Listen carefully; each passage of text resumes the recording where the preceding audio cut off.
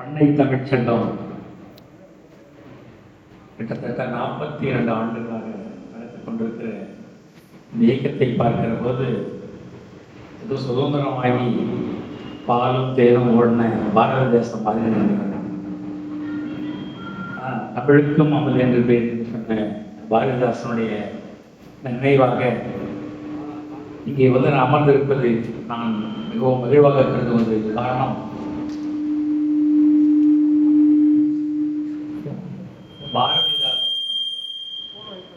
பாரதிதாசனுடைய வாழ்க்கையும் பாடல்களையும் ஒரு ஆங்கிலத்திலே 1 மணி நேரம் படம் எடுத்திருக்கிறேன்.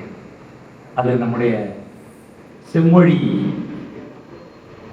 அவர்களுக்காக எடுக்கப்பட்ட அந்த படம் எடுக்கிற போது பாரதிதாசன் தன்னை எவ்வளவு தூரம் தமிழுக்கு அர்ப்பணித்துக் கொண்டான் அப்படின்ற நினைவு. எப்பொழுதுமே அர்ப்பணித்துக் கொள்வதற்கு எல்லாருக்குமே துன்பம் என்பது சாதாரணமாக தரும்.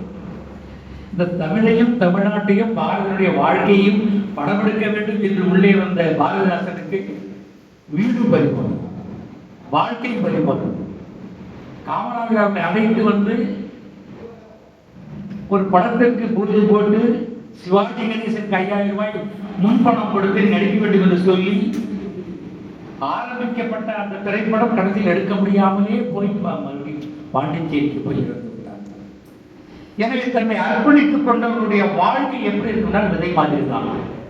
மண்ணை கீறி மண்ணுக்குள் புதைந்து விதையாகி மறைந்து விடும், ஆனால் அது செடியாகி கதையாகி மரமாகி மற்ற தலைவருக்கு வாழ வைக்கும். பாரதிதாசனை அப்படித்தான் பார்க்கிறேன். அந்த பாரதிதாசனுடைய முகமண்ட இந்த பண்ணை தமிழ்ச்சங்கம் தன்னை, தன் வாழ்க்கையை, தன்னுடைய நேரத்தை, காலத்தை புதைத்துக் கொண்டு தமிழை வாழ வைக்கிறது என்றுதான் உண்மையிலேயே இங்கே வருவதற்கு எனக்கு வேறொன்றும் சிறப்பில்லை. உங்களை பார்த்த அத்தனை பேரும் சிறப்பு. ராமவேல்மரம் ஆகட்டும், தருமழை தமிழனாகட்டும், நம்ம இருக்கிற அந்த செய்தி பயணியாகட்டும், இருக்கிற குடியாகட்டும், எல்லாருமே மிகச்சிறந்தவர்கள். இவருக்கு முன்னால் பேசுவது என்பது அது அவ்வளவு நியாயமே கிடையாது. காலம் சில சமயம் நம்மளை கொண்டு வந்து நிற்க வைத்து நீ என்னதான் பெரிய காரணம் சங்கடப்படும். அது போன்ற ஒரு சங்கடம் தான் நீங்கள் மகிழ்வான தருணம்.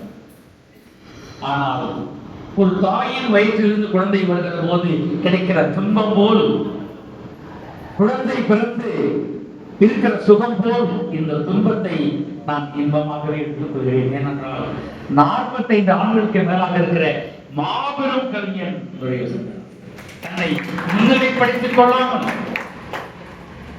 தன்னுடைய வாழ்வை இலக்கியமாக மாற்றிக் கொண்டிருக்கிற இவர்களோடு நான் சேர்ந்து இருக்கிற கணம் தமிழ் எனக்கு கொடுத்த இருப்பிடம், அது ஒரு பெருமை என்றுதான். இந்த புகழ்ங்கிறது ரொம்ப ஆபத்தானது. என்னை பற்றி சொல்லுகிற போது அதெல்லாம் சும்மா செய்யற வேலைக்கு கிடைச்சது, அறிவு கிடைச்சது, அதெல்லாம் ஒண்ணும் இல்லை. பொண்ணு பார்க்கறதுக்கு முன்னாடி மாப்பிள்ளை யார் தெரியுமா அப்படின்னு இல்லாதவங்க எடுத்துடுவாங்க. அதே மாதிரி பெண்களுக்குமே எல்லாரும் எடுத்துடுவாங்க. வாழ்கிற போதுதான் தெரியும் அந்த மகுடங்கள் எல்லாம் காலியாகும். இரு மனங்கள் ஒன்று சேர்வதற்கு ஆண்டுகள் பலங்கள், குழந்தைகள் பிறப்பார்கள், வளர்ப்பார்கள்.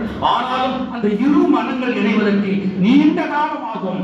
சில பேருக்கு ஒரு மரணம் கூட கற்றுக்கொள்ளா. இப்பேற்பட்டவரோடு நான் வாழ்ந்திருக்கிறேன், புரிந்து கொள்ளவில்லை. அப்படித்தான் இந்த புகழ் வார்த்தைகள் எல்லாம் ஒரு அடையாளங்கள், ஒரு மகிழ்ச்சி தான், ஒரு கரவொலி கொண்டதுதான்.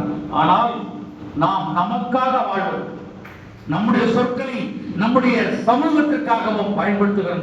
எவராக இருந்தாலும் அந்த மகுடம் வீடும் போன்ற சொற்களை கவனிக்க மாட்டான். அப்படித்தான் எனக்கு முன்னால் சொல்லப்பட்ட வார்த்தைகள் எனக்கான வார்த்தைகள் அல்ல, என்னை பற்றி சொல்வதற்கான வார்த்தைகள் என்றுதான் கருதுகிறேன்.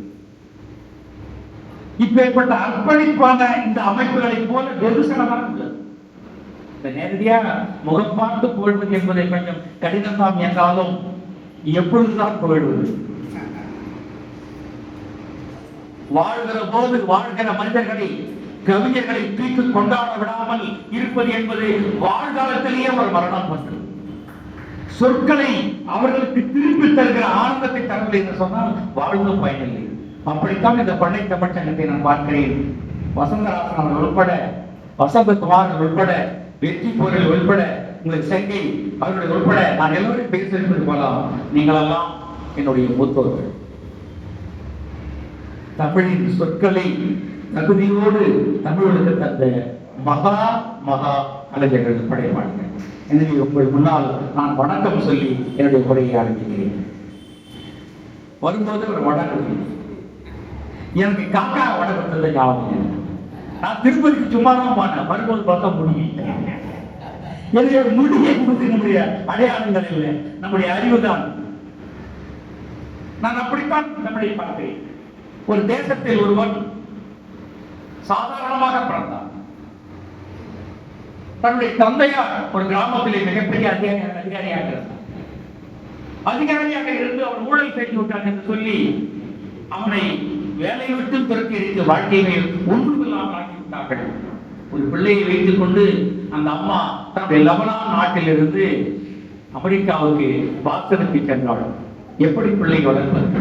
12 வயதிலே தட்டு தடுமாறி வாழ்க்கையை தொடங்கிய ஒருவன் தான் மிகப்பெரிய ஓவியனானான், மிகப்பெரிய கவிஞனானான். தன்னுடைய வாழ்க்கையில் பட்ட இடர்பாடுகளையும் துன்பங்களையும் மனிதர்களையும் மனித விழுமியங்களையும் பார்த்து பார்த்து கற்றுக்கொண்டு இந்த சமூகத்திற்கு தன்னுடைய வாழ்க்கை அனுபவத்தை சொற்களால் தந்தான். அவன்தான் யாரு? உங்கள் குழந்தைகள் உங்களால் வருவதில்லை, உங்கள் மூலமாக வருது. அவர்கள் தங்களுக்கு எந்த சிந்தனை வைத்துக் கொண்டிருக்கிறார்கள். உங்களுடைய சிந்தனை திணிக்காதீர்கள் என்று சொன்ன கல்வி குப்ரான் பல இடிபாடுகளுக்கு ஆட்பட்ட பின்னால் தான் ஒரு கவிஞனானான். ஒரு கவிஞன் என்பவன் சொல்லை தேர்ந்தெடுத்து விடுகிற ஏழுவன் போன்றவன் என்று சொன்னால் தன் வாழ்வை சிதைத்துக் கொண்டு சமூகத்தை உருவாக்குவார். அப்படித்தான் இந்த அவையே நம்ம எல்லையிலே போர் வருகிறது. நமக்கு நாளெல்லாம் மொழிக்கு போர் வருது. மொழியை காப்பாற்றுகிற ஒவ்வொரு படை காப்பாளராக இருப்பவர்கள் சாதாரண மனிதர்கள். ஆனால் போர் வீரர்களாக இருப்பவர்கள் கவிஞர்கள் மட்டும்தான், படைப்பாளிகள் மட்டும்தான். அந்த படைப்பாளிகள் தூங்காமல் தன்னுடைய வாழ்வு இருந்தாலும் சரி மொழியை சிதைக்கிற எவரையும் விட்டு வைக்க மாட்டோம் என்று சொல்கிற களப்போராளிகளாக இருக்க. அப்படித்தான் இந்த பண்டைய தமிழ் சங்கம் இருந்து கொண்டிருக்கிறது. இது ஒரு நினைவு கூடலாம். ஒருவரை ஒருவர் முகம் பார்த்து அகம் பேசிக் கொள்கிற அழகான தமிழ் கூடல். பாரதிதாசன் தன்னுடைய வாழ்வை இந்த மொழி அழிந்துள்ளது என்று சொன்னால் நான் உடனே அழிந்துள்ளேன். இப்படித்தான் ரசூல் தப்சுத்தவும் சொன்னார். நாளை மொழி அழியும் என்றால் நான் இன்றே இருந்து விடுவேன். ஆனால் தமிழார்ந்த படைப்பாளர்கள் கவிஞர்கள் இன்று முடிவெடுக்கிறார்கள், மொழி நாளையும் அழியாது, நான் இன்றும் சாக மாட்டேன், மொழியை காப்பாற்றுவேன், நானும் வாழ்வேன் என்ற சித்தாந்தத்தை தான் பாரதிதாசனுக்கு பின்னாடி இருக்கிற எல்லோரும் ஒருங்கிணைந்து சொல்கிற ஆற்றல் படைத்திருக்கிறார்கள். அப்பேற்பட்ட இடம்தான் இந்த இடத்தில் நான் வந்து சொல்லுகிறேன். வசந்தகுமாரன் அவர்கள் சிறுக கட்டி பெருக வாழ்ந்தவர். கவிதையின் பொருத்தம் பணம் வச்சிருக்காரு. இவரிடம் கெஞ்சி கேட்டு உதவி பெறாத ஆட்களே இல்லை. நான் என்ன உதவி பெறவில்லை. அவரிடம் இருக்கிற சுருக்கமான சொற்கள் என்பது நீளமாகவும் இருக்கலாம், சுருக்கமாகவும் இருக்கலாம். கவிஞர் தன்னுடைய அனுபவத்தை படைக்கிறவன் மட்டும்தான். எப்படி கட்டமைக்கிறான் என்பது அவனுடைய வாழ்க்கையில் ஒரு பகுதி. அது மரபாக இருக்கலாம், புதுக்கொடியாக இருக்கலாம், ஐக்குவா இருக்கலாம், செம்பிலாக இருக்கலாம், இருவேற்றமாக இருக்கலாம். அங்கே வடிவம் அல்ல முக்கியம். ஒரு மனிதனுக்கு முதல்கள் வேணாக இருக்கும், உடலமைப்பு வேணாக இருக்கும், ஆனால் உயிரும் உள்ளமும் எண்ணமும் தான் முக்கியம். அப்படித்தான் பாடுபொருள் என்கிற சிந்தனை தான் முக்கியம். அந்த வடிவங்களை நாம் வேற்றுமை அடைவர்கள் இல்லை. அப்படித்தான் வசந்தகுமாரன் சொல்ல சொல்லி விளங்க வைக்கிற அவர் ஒரு கவிதையை நான் சமீபத்தில் பார்த்தேன். அவர் சொல்கிறார், என்னை நானே செதுக்கிக் கொள்கிறேன். காந்தி ஒரு முறை செதுக்கிக் கொண்டார், சத்திய சோதனை. புத்தர் ஒரு முறை செதுக்கிக் கொண்டார், மௌனமானார். அதுபோல தன்னைத்தானே செதுக்கிக் கொள்கிற அனுபவம் உள்ள அந்த கவிஞன் சொல்கிறார், என்னை நானே செதுக்கிக் கொள்கிறேன். குன்றளவு குவிந்தது சேதாரங்கள், குன்றளவு குவிந்தது சேதாரங்கள், கடைசியில் கடுவார். இது இந்த கடுகில் சிறுதானம் காரணம் வந்தார். ஒரு மனிதன் தான் வாழ்கிற வாழ்வை அடுத்தவன் சொல்வது, தன்னைத்தானே சுய பரிசோதனை செய்து கொண்டு தன்னிலிருந்து வேண்டாதவர்களை விலக்கி விலக்கி விலக்கி துன்பங்களை போக்கி போக்கி போக்கி தன் மனதை சுத்தமாக்கி தன்னோடு இருக்கிற மனைவி, மக்கள், உறவுகள், நண்பர்கள், சமூகத்தை கரம் பற்றி அழைத்துக் கொண்டு அரவணைத்துக் கொள்கிறோம். எவனோ அவன்தான் உண்மையான இந்த காரு பங்களா வேணாம் சொல்ல முடியாது. இப்ப நான் வந்து கார் பங்களா விருப்பா சொன்னா இவன் பாமையா இவங்கிட்ட இல்ல போல இருக்கு இருக்கிறவங்க எல்லாம் போக அல்ல. உலகத்தில் உயர்ந்தது என்று ஒரு பொருள் இருக்குமானால் காலும் உயர்ந்தது. நாம் கால் நடைதான் கால்நடை, கால் நடைதான் நாம் தான் வாழணும். உயிர்தான் முக்கியம், உறவுகள் தான் முக்கியம், சொற்கள் தான் மிக மிக முக்கியம்.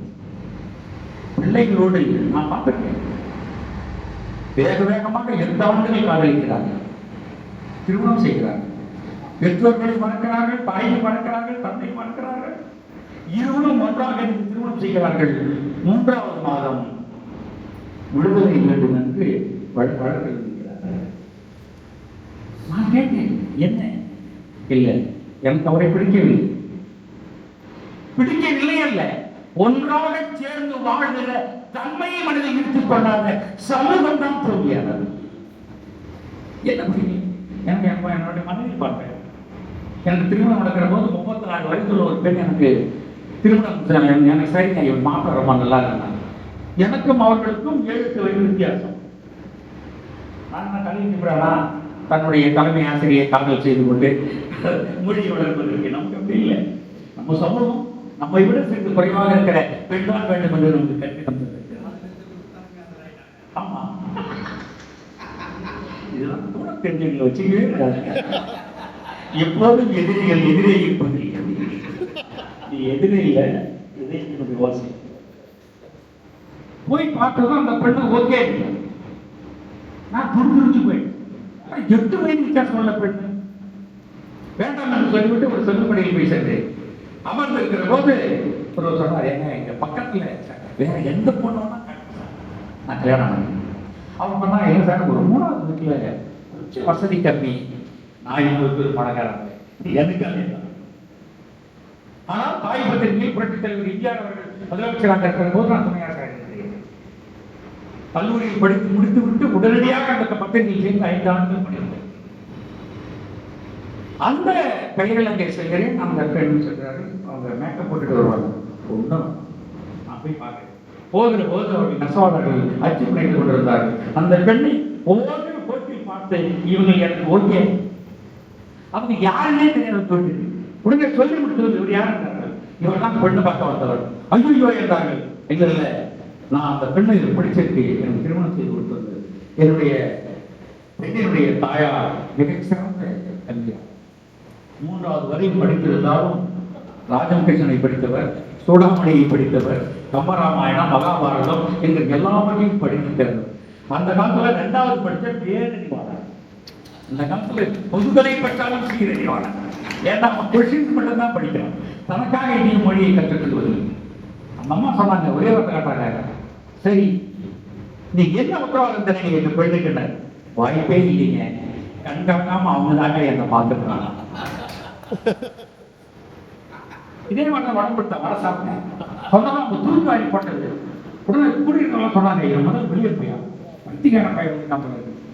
என்னுடைய மனைவியின் தாயார் அவர்கள் சொன்னார்கள், இவன் எம்ஜிஆருடைய பத்திரிகை பணியாற்றுகிறான், அவர்களெல்லாம் எம்ஜிஆருடைய பக்தர்கள் பணியாற்றுகிறான், என்னிடம் அது இருக்கிறது என்று சொல்லாமல் பெண்தான் என்னை காப்பாற்ற வேண்டும் என்று சொல்கிறான் என்று சொன்னால் அவனையும் காப்பாற்றிக் கொள்வான், பெண்ணையும் காப்பாற்ற சொல்லி அடுத்த 5 மணித்துளிகளில் இவன் தான் மாணவர்கள் என்று சொன்னார்கள்.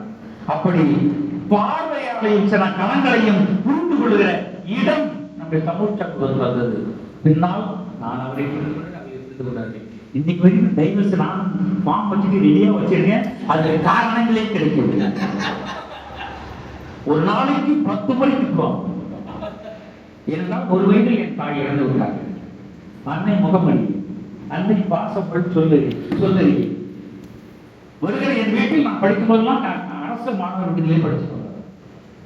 9வது வகுப்பு அரசு மாணவர் விடுதி தான். சொல்லி சரங்க கோதுமை தான் ஆன வாழ்க்கை. யாரும் நம் அரவணைப்பை புறக்கணித்தார்கள்.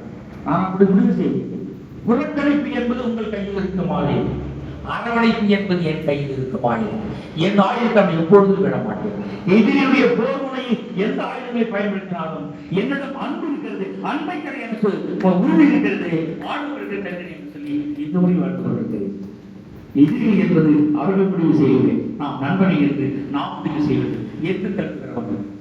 அப்பொழுது இருந்து இன்று வரை என் மனைவியின் ஒரு நாளைக்கு 10 முறையாவது ஏதாவது ஒரு தப்பு பண்ணி, நீலாம் ஒரு மனுஷனாடா, உங்களெல்லாம் ஒரு வாழ்வாடா, நீ எல்லாம் எப்படி போய் பேசுற, உன்னை எவனா கேட்கலாம் என்று தகைப்பிடம் சொல்வார்கள்.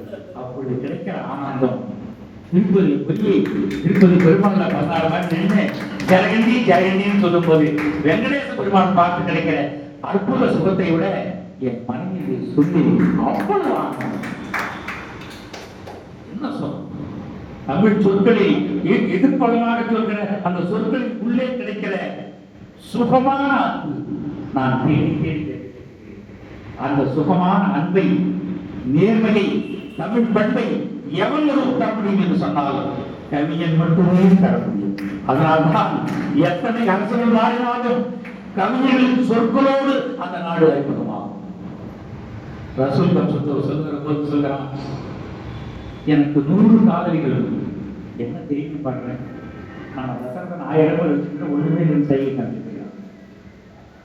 ஆனால் தன்னையும் தன் தானத்தையும் நேசிக்கிற அவன் சொல்லுகிறான், 100 காதலிகள் உண்டு, அன்பை அவன் தருகிறான், அதில் ஒருவன் என் மனைவி என்றால் அன்பு என்பதை எல்லாருக்கும் தர வேண்டியதை ஒருவன் மட்டும்தான் வாழ்க்கையோடு கூட இருப்பவள், மற்றவர்களெல்லாம் நம் மனத்தில் அரங்கேற தகுதியுள்ள பண்பாளர்கள் என்றுதான் அர்த்தம். நீங்க எல்லாம் ரசங்கள் மாதிரி 100 கொண்டாட்டி 100 இரவுகள் நினைக்கக்கூடாது. ஒரு கவிஞன் மாபெரும் இதயத்தை கொடுத்தான், அவன் எல்லாவற்றிலும் சுரந்தான், அவனுக்கு கட்டுப்பாடே கிடையாது. அவன் ஒரு நதி, அவன் தொடங்குகிற இடமும் அவனே, முடிகிற இடமும் அவனே. அதனால்தான் ஒரு மொழியாளன் எல்லாவற்றுக்கும் எதிர்கொண்டு நிற்பான். அப்படி நிற்கிற தகுதி அவனுக்கு மட்டுமே தான். நான் மாநில கல்வியை படிக்கும் போது இந்துலாவுடைய பேராசிரியர் போய் யூகலையில் போய் அடிக்கடி பார்ப்பேன். அங்கே ஈரோடு தமிழர்கள்லாம் இருந்தார். அவர் அந்த பொதுகையை முன்னாடி தூர்தர்ஷன் எல்லாம் செய்தி வாசிக்கிறார். ஆனால் இந்துலா கூட நெருக்கமான ஒரு அன்பு அவர் பேசுவார். நாம் வாழ்கிற போது மனித விடுதலைகளை பேசாமல் என்ன பேசுவோம்? நம்முடைய பாடுபொருள் அதைதான் இருக்கிறது. ஒரு கவிஞன் என்பவன் விதைகளை போன்றவன்.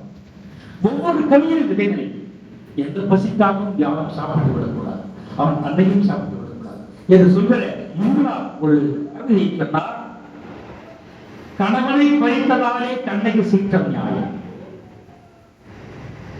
துணியனை பறித்ததாலே திரௌபதி சபதம் நியாயம், மனைவியை இழந்ததாலே ராமனின் யுத்தம் நியாயம், அனைத்தையும் இழந்த எங்கள் ஆவேசம் நியாயம் நியாயம். அந்த சினம் இருக்கு பாருங்க, அந்த சினம் ஒரு அற்புதமான குணம். அதான் பாரதியார் அக்னி குஞ்சுன்னு சொன்னோம். அது சிறு நெருப்பு அல்ல, அது பெரிய சினம் கொள்ளாதவன் மனிதனே அல்ல. எல்லாருக்கும் அன்பாக இருப்பான் என்று சொன்னால் அவன் கிட்டத்தட்ட சகதிதான். எல்லாருக்கும் நல்லவனாக இருத்தலே முடியாது. இருக்கிறேன் என்று சொல்பவன் அவனையும் ஏமாற்றிக் கொள்கிறான், பிறரையும் ஏமாற்றிக் கொள்கிறான். இதுக்கு மேல நான் பேசவும் கூடாது, ஏன்னா எல்லை தாண்டிய பிரச்சனை ஆகிடும். அவ்வளவுதான். மனிதன் என்பது அப்படித்தான். மனிதன் என்பது எங்கே விழுந்து கிடக்கிறதோ அவனுடைய கரத்தை நோக்கி கரம் சென்று தூக்கி மேலே ஒரு படைப்பாளனுடைய வேலை அதுதான். விருதுகள் என்பது அவன் செய்கிற படைக்கு தருகிற உத்வேக வார்த்தைகள். நிறைய பேர் கிட்ட போனாங்க, என்ன சார் ஓரளவுலாம் கடை கொடுக்குறாங்க, கொடுக்கட்டுமே. நாம் பிறந்த குழந்தைக்கு 100 முத்தங்கள் தருவது எப்படி தாய்க்கு அன்போ சுகமோ, அதுபோல் தமிழ் மொழியில் மொழியின் மீது விழுகிற படைப்பாளர்களுக்கு அமைப்புகள் 100 முத்தங்கள் இல்லை, அது புரியாமல் இருக்கும். அது 4 முத்தங்கள், மொழிக்கான முத்தங்கள், வெளிப்பாடுதான் வேறு. ஆனால் அது தூய்மையான அன்பு இருக்கிறது என்று நான் நினைத்துக் கொள்ள வேண்டும். நிறைய பேர் பட்டங்கள் கொடுக்குறாங்க சொல்றாங்க, எனக்கு பட்டங்கள் பிடிக்காது. ஆனால் பிடிக்கிறது கொடுக்காமல் இருப்பது பிடிக்கிறது. பிடிக்கிறவனுக்கு கொடுக்கணும், பசிக்கிறவனுக்கு உணவு தரணும், வேண்டாதவனுக்கு வேண்டாம். அதனால சொல்கிறேன், அமைப்புகள் நடத்துவது என்பது மாபெரும் காரியம். இந்த போரை கூட நடத்தலாம். ஆனால் அமைப்புகள் சாதாரண விஷயமே இல்லை. நாங்கள் ஒரு அமைப்பு நடத்தலாம். மாணவராக இருக்கிற போது தெரிவிக்கா போகிறாங்களே, அப்ப வந்து நம்முடைய நேற்று சுந்தரடிகளை வந்து வீடு இருந்தது. பக்கத்துக்கு இடது பக்கத்தில் வந்து ஒரு தபால் ஆஃபீஸ் இருந்தது. நாங்கள் அங்கே சென்னை நகர்ல மாணவர்கள் இருக்கிற போது அந்த பூங்காவை விரும்பினை வைத்திருக்க கூடாது என்று சொல்லி மாநகராட்சி முதன்முறையாக நாங்கள் சென்று வாரம் தமிழ் அமைப்பாக நாங்கள் செயல்படுகிறோம் என்று நாங்கள் நடத்தினோம். அதுக்கெல்லாம் வைரமுத்து வந்தார், பெரியாதாசன் வந்தார், அறிவுமதி வந்தார்கள், எல்லோரும் சண்முகம் வந்தார்கள். நேற்று சுந்தரடிகள் அவர்களிடம் கலந்தார்கள். ஆனால் 2 ஆண்டுகள் நாங்கள் நடத்துகிற பாடு எத்தனை குறிச்சி! ஐயோ, அடப்பாவி, தமிழ்ல 247 எழுத்துதானா, அதை தாங்கி நடத்துற அமைப்புல 253 பேர் தயாராக நினைக்கலாம். இது போன்ற அவசியான காலகட்டத்தை தடைதான் நாங்கள் வந்தோம். நடத்த முடியல, அதோடு முடியும். ஆனால் அது கொண்டு லட்சிய கலாச்சார மையத்தில் நாங்கள் போனோம். பாகல்மதி, அறிவுமதி, பழனிமதி, வைரமுத்து, நாங்கள் எல்லாம் ஒன்றாக இணைந்து அந்த தமிழ் சோவியத்தினுடைய அந்த அண்மையான பண்பையும் பரவி நடத்தி கொண்டிருந்தோம். ஆனால் அவையெல்லாம் இல்லை, காணாமல் போன கனவுகள் போனாகிவிட்டது. ஆனால் காலங்கள் மாறினாலும், பருவங்கள் மாறினாலும், எவ்வளவு துன்பங்கள் துயரங்கள் வந்தாலும் தமிழ் மொழியின் மீது ஒரு வானம் போன்று தமிழ் மொழியினுடைய படைப்பாளர்களை அடைகாத்து இந்த பண்டை தமிழ்ச்சங்கம் இருக்கிறதை பார்க்கலாம். இந்த பெருமிதம் என்பது வாழ்நாளில் தாயின் அரவணைப்பு போன்ற மிகவும் அழகாம். அவர் சொல்வார், மொழி எப்பேற்பட்ட மொழினா, மங்கை அணைப்பதற்கு சுகம் இருக்கிறது, அதை விட நம்முடைய மொழியை அரவணைக்கிற சுகம் என்பது நேர்மையானது. உலகத்திலேயே சுகம் என்பது மங்கை சுகம்தான். மங்கை நம்மளை விரும்பிய சுகம், நீங்க போய் விரும்ப, அது பெரிய ஒரு தாயிலும் மேலான சுகம். ஆனால் அந்த சுகத்தில் தாண்டியது மொழியின் சுகம் என்றார் பாரதிதாசன். என்றால் நாம் வேறு, மொழி வேறு. நாம் இறந்தால் மொழி வாழ வேண்டும், மொழி அழிந்தால் எவரும் வாழ இயலாது. மொழிதான் நம்முடைய உயிர் மூச்சு. அந்த உயிர் மூச்சனை தொடர்ந்து நடத்தி கொண்டு வருகிறீர்கள். தொடர்ந்து பேசலாம் என்றாலும் பேசக்கூடிய தகுதியுடன் எதிரே அனைவரும் இருக்கிற பொழுது ஒரு சிறு வண்ணத்து பூச்சி அந்த மலர் மனத்தை சுற்றி வந்து மகளில் அமர்ந்து விட்டு ஓய்வு பெறுவதுதான் சரி என்பதால் இந்த வண்ணத்து பூச்சி இத்தோடு தன்னுடைய சொல்லாக்களை நிறைவு செய்து மீண்டும் ஒருமுறை வாய்ப்பு கிடைக்கும் போது மீண்டும் மனதால் உரையாடுவோம். நன்றி, வணக்கம்.